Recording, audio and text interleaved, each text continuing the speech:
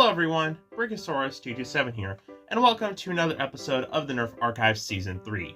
So today on this episode, we're going to be talking about the Dart Zone Jurassic World Blue Blaster. This thing is a really cool hidden gem, and I can't wait to show you guys it. Let's get started. Cue the intro.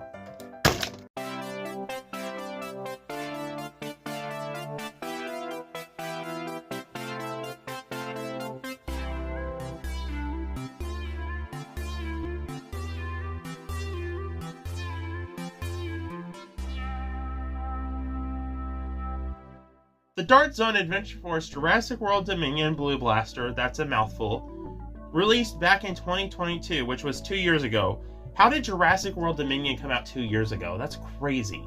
And it was pretty evident that this was a reshell or reskin of the Dart Zone Storm Squatter, I think that's what it was called, which was basically just this blaster but with a scope on top, and it was blue and it, didn't actually look like a dinosaur. There are no other variants of this blaster, it's just this one shell.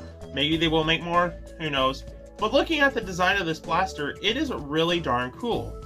It blends elements of being a prop without adding a bunch of the excess crap and plastic, which I really like. It's very nice and sleek, and it doesn't waste the plastic, but it uses the plastic it has to make a really cool prop.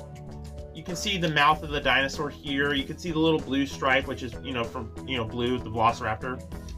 And the tail right here, that's the priming handle, and the main grip. So it's a really nice, compact, and sleek design while still being a very cool prop. The ergonomics on this thing are really, really good.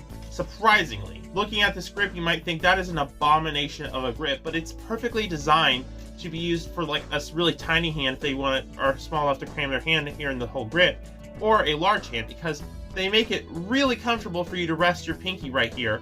And I'm telling you, this is really comfortable to hold. It's extremely comfy. This is like a really good design. I normally don't like grips like this that are, cramped, but this literally leaves room for extra fingers just to kind of rest on the bottom here, and it's really nice. They really designed this grip well, and also it's like a little dinosaur foot, so that's cool. Moving on to the priming handle, that's another thing where they had a dinosaur design attribute, and they made it pretty comfortable. The top part here is perfectly designed to rest kind of the top part of the palm of your hand, and there's little finger trails here, and it's just like perfectly easy to pull. The blaster holds 4 shots, and it actually auto-rotates on the trigger pull. And this blaster is tiny, believe me. Here it is compared to a Sharpfire. This thing is really, really small. Operating the blaster is pretty simple. You just load 4 darts into the cylinder. Once your 4 darts are loaded, prime it back. A very nice and short prime, it's not too stiff. And you pull the trigger to fire. And you pull back again, fire, and again, fire. Now this blaster gets up into the 80s, which is absolutely insane for something this compact and small. Which brings me into the section, what does this have to offer the hobby today? And I kind of already said it. You have quite a bit of modability, a pretty decent enough size plunger tube where you can upgrade the spring. It is direct pull, so that makes sense. You have a really cool looking shell, surprisingly good ergonomics, absolutely great performance, and all for under $10. This thing is really, really cool, and I would definitely give it the amazing rating. Now, I know a lot of you will disagree with that because, oh, it's a stupid little blaster, but this thing is absolutely amazing in every single way. It is the complete package and one of the best compact blasters you can get.